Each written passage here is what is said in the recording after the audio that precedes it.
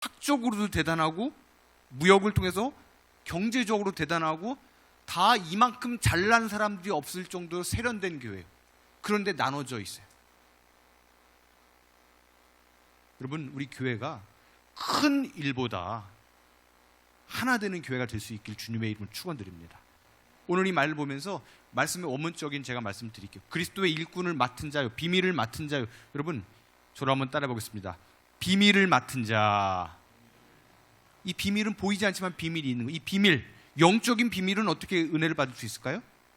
여러분, 첫째는 예배 생활이 온전한 재직들이 될 때 하나님이 영적인 비밀을 여러분들에게 부어주실 줄로 믿습니다. 그냥 뭐 일 시키려고 하는 게 아니에요. 생명 걸고 예배 드리고 은혜 받고 이 예배 자리에 나의 모든 문제와 걱정이 해결하실 줄로 믿고 주님께 나올 때 이 예배는 생명 걸고 드려야 돼요. 저는 자랑할 게 그것밖에 없어요. 어린 시절부터 중학교 1학년, 6학년 때부터 부모한테 배운 게 그것밖에 없어요. 뭐 공부하라는 얘기는 안 했어요. 저는 참 독특합니다. 5학년 때 이미 4학년 때 과외를 받으면 괜찮은 집이 안 괜찮은 집이에요. 4학년 때 과외를 받았는데 아주 최고의 서울 쪽에 있는 대학 선생님, 아주 좋은 대학교 다니는 아주대학교 다니는 선생님, 최 권사님 둘째 아들. 근데 그분이 과외를 받는데 전 특이했어요. 과외를 받으면 받을수록 성적이 떨어져요. 근데 4학년, 5학년 때 과외를 받다가 방언 받았어. 그분이 맨날 하는 게 사도신경 외워라, 요한계시록에 이게 뭐냐. 내가 볼 때 그분 아주대학생이 아니었던 것 같아. 그런데 느낀 게 뭔 줄 아세요? 우리가 아무리 열심히 노력하고 재직이 되고 직분자가 되고 항존직이 되고 때로는 목사일지라도 나의 관점이 지금 고린도 교회처럼 어수선해. 이쪽에 붙었다가 저쪽에 붙었다가 그리고 막 여러 가지 근심과 걱정 때문에 계속 찌그렁거리고 싸우는 교회 분위기, 절대 은혜 받을 수 없어요. 여러분, 우리 재직의 사명은 뭔 줄 아세요? 큰일 전에 여러분, 목장부터 남녀 선교회 모든 직분자들, 특별히 항존직들은 더 사랑하시길 주님의 이름으로 축원을 드립니다. 이 말씀을 준비하면서 여러분들의 이제 한 권의 설교를 위해서는 책을 여러 권 본단 말이에요. 저는 그분의 설교를 들어보지는 않았어요. 존경만 해요. 이찬수 목사님이라고 있죠. 그분은 성교를 아직은 안 들어봤어요. 근데 그분의 아버님이 또 목사님이시더라고요. 이종찬 목사님 아버님이 이찬수 목사님께 이런 당부를 해요. 교회는 은혜가 마르면 냄새가 나고 시끄러워지고 성도는 은혜가 마르면 사나워진다. 그 말에 참 동의가 됐어요. 여러분, 은혜가 메말라 봐요. 오래 예수 믿고 직분이 이게 목사라 할지라도요, 사람이 사나워져요. 뭘 해도 삐딱한 사람이 될 수밖에 없어요. 교회는요, 사람 소리가 들리는 곳이 아니라 예배 가운데 성령께서 하시는 은혜의 소리만 들리는, 예배 가운데 영적인 비밀을 발견하는 은혜의 전당이 될 수 있게 주님의 이름으로 축원드립니다. 그러면서 어제 밤새 제가 말씀을 묵상했어요. 저는 너무 저처럼 바쁜 사람이 없을 것 같아요. 유명 강사도 아니지만 뭐 장경동 목사도 아니지만 저처럼 바쁜 사람은 없어. 열심히 살아야 되잖아요. 근데 마태복음인가 보면 여러분, 진주의 비유라고 들어보셨어요? 밭을 다 팔아가지고서는 사잖아요. 예를 들면 여러분, 제가 이제 올해 이제 여러분 농사 시작하는데 복숭아 밭에 가서 일을 해요. 어디 예열도 안 돼. 김경호 장로는 복숭아 밭에 그냥 있다고 치면 되는 거야. 가서 일을 해요. 근데 복숭아 따다가 이제 새참을 먹었는데 땅을 팠는데 항아리가 3개가 있어. 근데 거기 금덩어리가 막 가득 차 있어. 표정이 이미 은혜가 되네. 지금 졸다가 지금 은혜 받았어. 그래서 집에 가서 상의라는 거예요. 집사람한테. 여보, 조용히. 김경호 장로님은 내가 일하러 갔는데 복숭아 따다가 뭔가 이상해서 느낌이, 성령이 인도해서 땅을 타보니까 막 금덩어리가 3항아리가 있어. 내가 볼 땐 최소 1,000억이야. 여러분, 여자들이 비밀을 지킬까요, 안 지킬까요? 친정엄마한테 얘기하겠지. 엄마 이제 고생 끝이야. 건축 헌금한다는 얘기는 안 해. 일단 그럼 이제 말하는 거예요. 우리 집안 영혼까지 다 끌어서 김경호 장로님네 저기 복숭아밭 사야 돼. 시세가 얼마야? 김경의 부동산 전문가한테 물어보니까 1억이래. 그럼 3억에 사. 근데 말을 안 했어, 사모한테. 그럼 어떻게 했어? 미쳤어. 시세가 1억 9,500만 원짜리 집을 3억에 왜 사? 미친 거 아니야? 이럴 거 아니에요. 나중에 그 금은보화를 다 발견하고 어떻게 돼요? 여러분 마음 가운데 여러분 어때요? 예수 그리스도의 복음과 신비와 은혜를 경험한 사람만이 나의 모든 것을 올인해서 투자할 수가 있는 거예요. 여러분 이 교회와 직분이 여러분의 진주보다 소중한 보물이 될 수 있기를 주님의 이름으로 축원드립니다. 지금 어때요? 금값이 금값이죠? 전 돌진하고 어려워서 다 금 갖다 팔았는데 너무나 아쉬워요. 요즘에 그래서 은퇴할 때 금 안 줘요. 저희 아버지 옛날에 은퇴하실 때도 보니까 뭐 금 몇 돈 줬는데 금값이 너무 올라서 그냥 현금 증정 이렇게 바뀌었어요. 우리의 믿음은요 금보다 귀해야 돼요. 만약에 금은 보화가 있는 분들 편하게 집에서 외출할까요? 안 할까요? 외출하기 어려워요. 저는 너무 좋아요. 휴가 갈 때 이럴 때 붙여놓고 가요. 도둑님이 오실 수 있잖아요. 이 집에는 휴가 중인데 금도 없고 뭐 아무것도 없으니 괜히 들어와서 수고하지 마시오. 이렇게 붙여놓고 가요. 여러분 올 한해 우리가 직분 감당합니다. 집사의 직분도 있고 완수 집사님도 있고 찬양대도 있고 많은 직분들이 있어요. 여러분 하나님의 비밀을 맡는다 잡게 여러분 예배에 은혜가 넘쳐나시길 주님의 이름으로 축원드립니다. 예배에 성공하셔야 돼요. 오늘 고린도 전후서를 통해 말하는 거예요. 뭐 분파가 있어요. 바울파도 있고 아볼로파도 있고 그리스도파도 있고 이건 교회가 아니에요. 그래도 뭐요? 이 가운데서 주님의 신비의 통로는 예배라는 것을 깨닫는 사도 바울의 모습을 볼 수가 있어요. 두 번째는 뭐냐? 한번 저를 따라해 보겠습니다. 사명으로 짐을 지자. 누군가는 짐을 져야 돼요. 그 사람들이 직분자고 담임 목사고 항존직이고 누군가는 여러분 하나님의 일을 감당할 때 제가 표현을 빌려서 말할게요. 김사만 목사님이 그런 얘기를 해요. 교회의 짐을 지는 직분자들은 그 교회의 짐을 질 때 자녀와 손들의 만대의 은혜를 열어주신다. 할렐루야. 이거는 뭐 내가 잘 되라는 말이에요. 여러분 저는 분명히 믿어요. 지금도 교회 짐을 지는 분들이 있어요. 때로는 내려놓고 도망가고 싶을 정도의 짐이 있어요.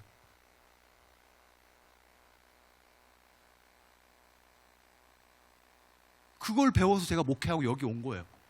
아버님 장로님 보니까는 뭐 마이크 잡고 이런 거 안 좋아해. 교회를 위해서 맨날 울어. 우리 집은 나중에요. 뭐 교회 목사님 사례비와 보너스 맡아드렸는데 시골 교회 예를 들어서 옛날 얘기예요. 돈이 없어. 자기가 감당하는 거야. 뭐 교회 뭐가 없네, 뭐가 우리 교회는 뭐가 없네, 우리 교회는 저쪽 교회 목사보다 설교가 없네, 이게 아니에요. 교회 부족함을 담당하는 분들이 재직들이에요. 양옆에 분에게 한번 축복하겠습니다. 부족함은 내가 담당하겠습니다. 말하시는 분들 복이 임하시길 축복합니다. 부족함은 담당하는 거예요. 그러면서 그 김사화 목사님이 얘기를 해요. 이제 저쪽에 미사리 거기 옛날에 아줌마들 바람 피는 그 동네에서 넘어와서 명성교회를 개척해요. 명일동 종점에서. 그 전에 또 얼마나 핍박을 하는지 몰라요. 야, 장로님들이 그래서는 안 되는 분들이 그 목사님을 그렇게 핍박을 하고 나가시오. 근데 그때 안 쫓겨났으면 지금의 정말 쓰임받는 교회가 되지 않았겠죠? 그래서 그분이 얘기를 해요. 직분 감당할 때는 첫째는 미워하는 사람이든 나를 꼴비게 하는 사람이든 밤새 나를 죽일 듯 득달같이 달려든 사람이라도 친절하게 대하라. 오늘 고린도전서 4장 2절과 3절에 그 단어가 동사가 하나 쓰여 있어요. 한번 저를 따라해봅시다. 하나님 앞에서 친절하자. 양 옆에 있는 분에게 사람에게도 친절하자. 여러분 친절하게 하면 눈을 떠보세요. 다 피곤해가지고 친절하셔야 돼요. 좀 교회에서 친절해야 돼요. 좀. 여러분 제가 친절해 보여요? 안 친절해 보여요?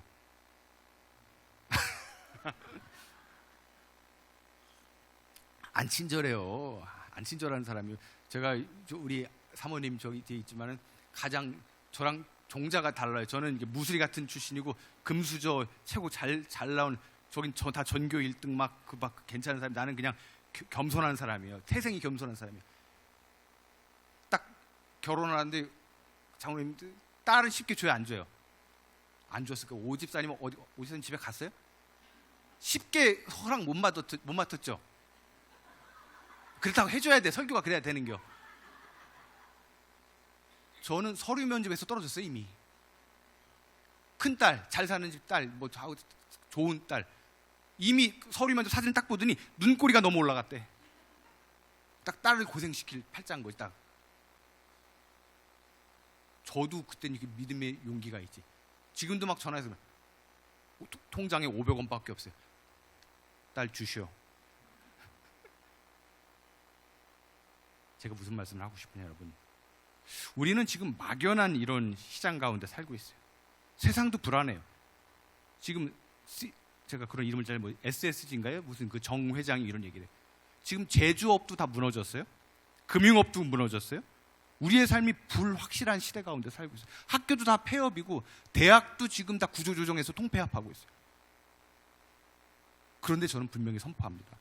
주님의 교회는, 봉곡교회는 희망이 돼야 할 줄로 믿습니다. 감당하는 자들이 희망이 돼야 돼요. 그 김상환 목사님이 그런 얘기를 해요. 이제 그렇게 미사리 조정계에서 쫓겨나고 그래도 뺨을 때리는 장로님한테 그동안 너무 감사했습니다. 그 복이 나한테 오는 거예요. 여러분, 새해를 맞이하면 여전히 서운하고 불편한 것들 있죠? 다 버리세요. 가정이든 부부간이든 뭐든 여러분 염려가 있든 걱정이 됐든 지금 이 예배 끝나고 밤새 고민되고 안 되는 일들, 자녀 걱정, 질병들 다 사명 감당할 때 하나님께서 열어주실 줄로 믿습니다. 근데 그분이 얘기를 해요. 여기 와서 이 명성교회 오기 전에 그 전전 저쪽 안동의 시골에서 목회를 하는데 처음 전도사 초년병 시절 21살 때 개척을 해요. 흙집을 사다가 개척을 해서 목사가 해요. 근데 어제같이 비가 많이 오고 바람이 부는 날 교회가 너무나 걱정돼서 교회를 갔더니 물이 막 흘러 넘치는데 흙으로 된 성전이니까 빗물이랑 흙물이 막 떨어지는 거예요. 그래서 저는 그분이 그런 얘기를, 내가 지금 명성교회 대형교회를 쓰임받고 세계적으로 쓰임받는 건 다른 게 아니라 그때 교회에서 흙과 비가 뚝 떨어지는데 주님의 몸을 지켜야 됐다는 마음으로, 재직으로서, 목사로서 주님의 몸이 피눈물 흘리는 마음이 들어서 처음에는 양동이로 물을 받고 흙 바다내다가 너무 울다가 나중에 너무 많이 여기저기서 막 교회가 막 물이 새니까 등으로다가 다 받았대요. 등으로 받았대요. 등으로 받으면서 주님이 얼마나 마음이 아프실까. 이 교회가 이 모양인데 그래서 내가 지금 큰 몇만 명 교회도 하고 쓰임받았다고 간증을 하셔요. 그래서 저도 어제 새벽 1시 반까지 봤어요. 교회 어디 물이 새는 데가 있나. 나도 좀 받아내려고. 받아내면 나도 큰 교회로 갈 거 아니야. 좀 웃으라고 하는 얘기인데 좀 하나님 그 태도를 보시는 거예요. 여러분, 오라는 우리 재직분들 웃을 일이 없을 수 있어요. 여전히 마음과 생각 가운데 현실은 그대로고 새해를 맞이했는데 직분은커녕 내 마음과 생각은 여전히 답답하고 올 한 해가 어떻게 될지 불확실한 시대 가운데 살고 있어요. 하나님께서 여러분의 길을 열어주시기를 주님의 이름으로 축원을 드립니다. 오늘 마지막 4절과 5절 말씀을 같이 한번 읽어볼게요. 원문의 뜻을 좀 설명을 해드릴게요. 4절, 5절 말씀 한번 방송실 띄워주시면 같이 한번 읽어볼게요. 4절과 5절 시작.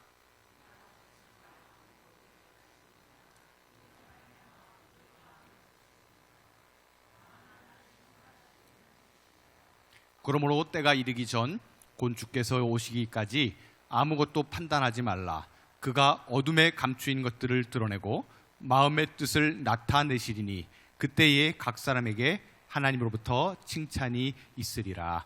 아멘. 여러분, 올 한 해가 됐지만 아직 분리하지 못한 것들이 있을 거예요. 여러분, 선포합니다. 내가 완전히 분리하고 버릴 건 버려야지 그 가운데 은혜가 임하는 거예요. 여러분, 마음에 슬픔이든 염려든 물질 문제든 자녀의 문제든 어떤 것든 하나님께 분리수거하시고 주님의 이름을 축원드립니다.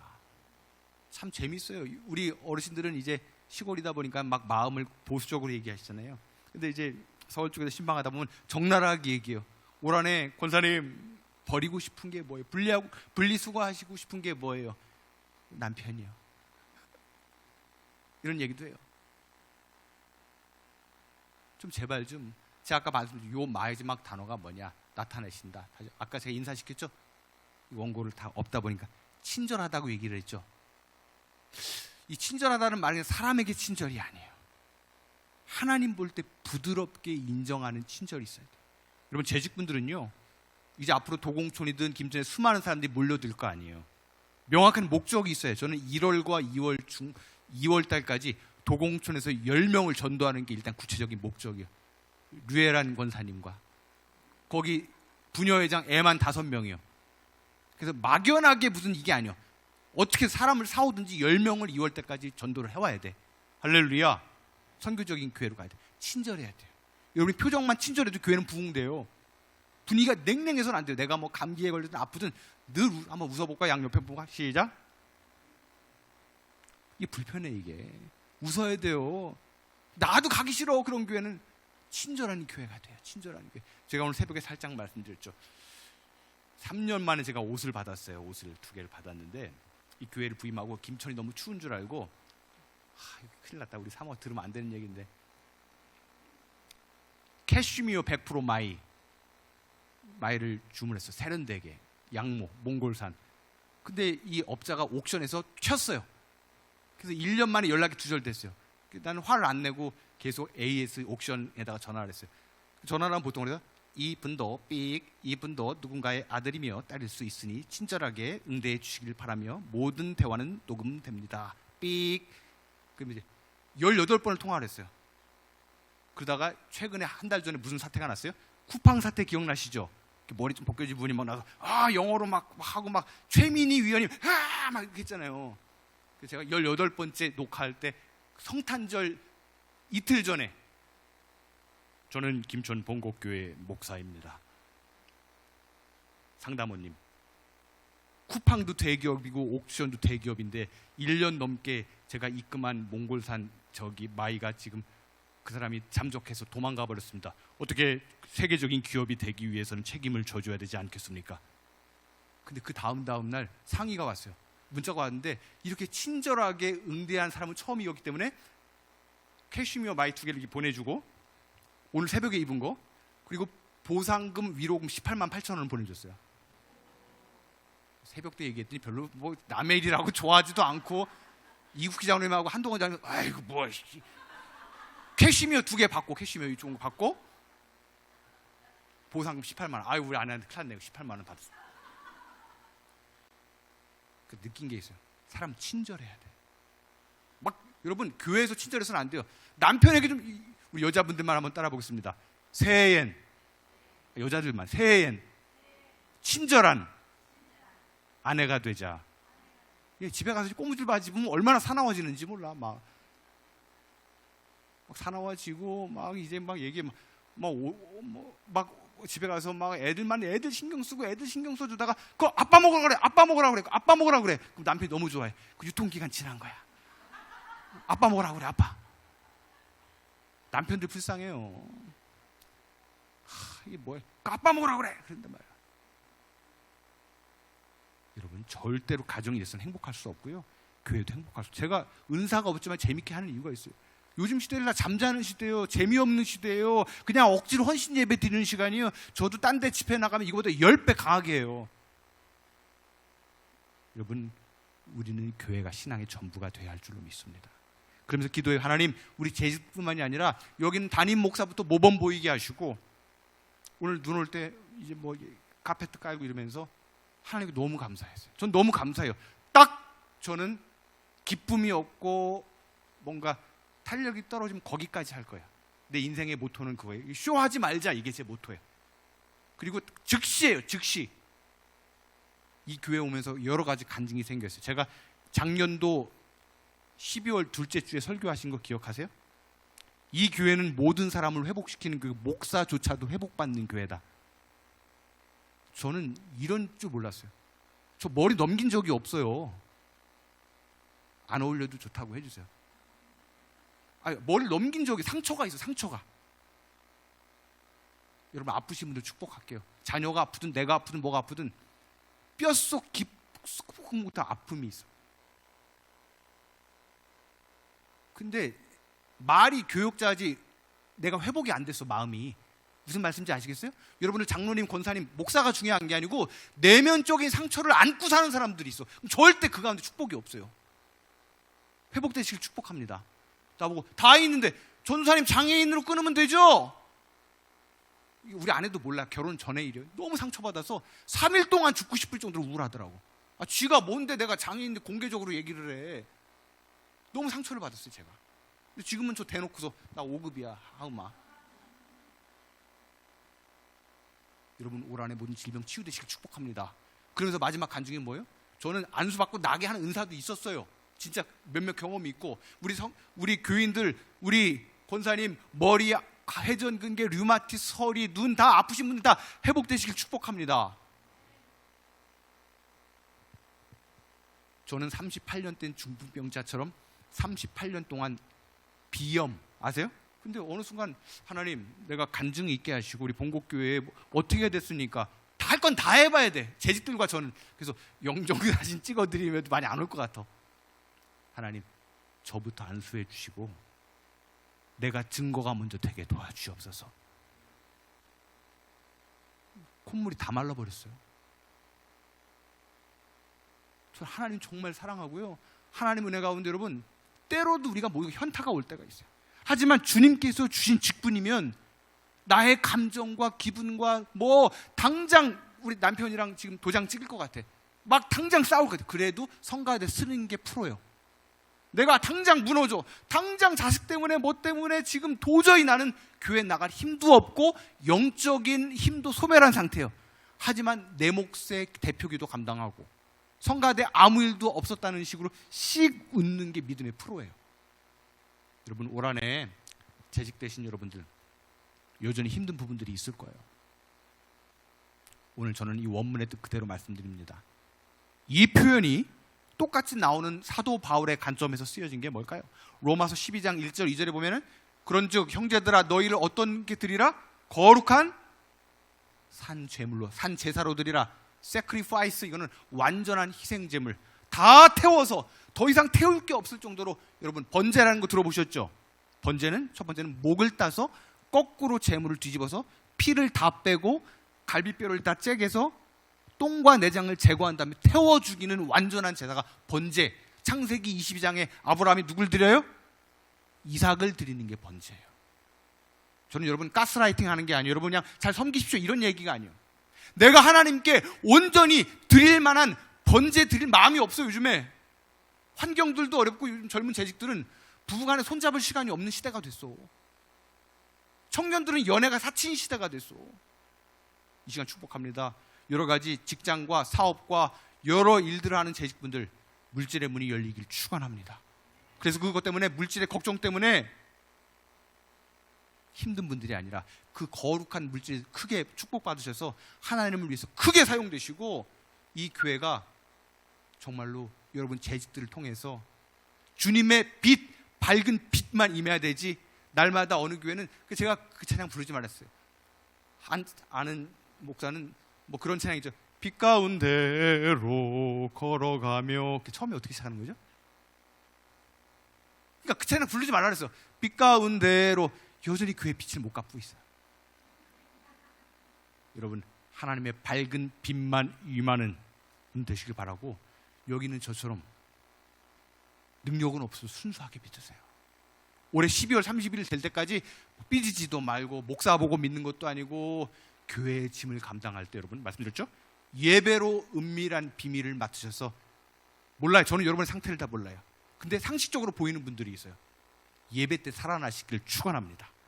그리고 사명의 길을 가시고, 그리고 여러분의 가정과 자녀들이 사명 감당하기 부족함이 없도록 모든 것이 열리는 한 해가 되시기를 주님의 이름으로 축원을 드립니다. 이 시간 한번 예물 드릴 때 우리 한번 찬양팀 한번 다 나와 보실까요? 아까 찬양했던 한지연 집사님 그 큰 꿈은 없습니다라는 찬양 있죠? 우리 한번. 우리에게 새해를 주시고 하나님이 하실 일들을 기대하며 믿음으로 다시 일어서기를 원합니다. 하나님의 은혜를 날마다 기억하여 받은 은사와 받은 은혜대로 섬기며 나누는 중생대의 직분 감당하는 모든 직분자와 성도들 되게 하옵소서.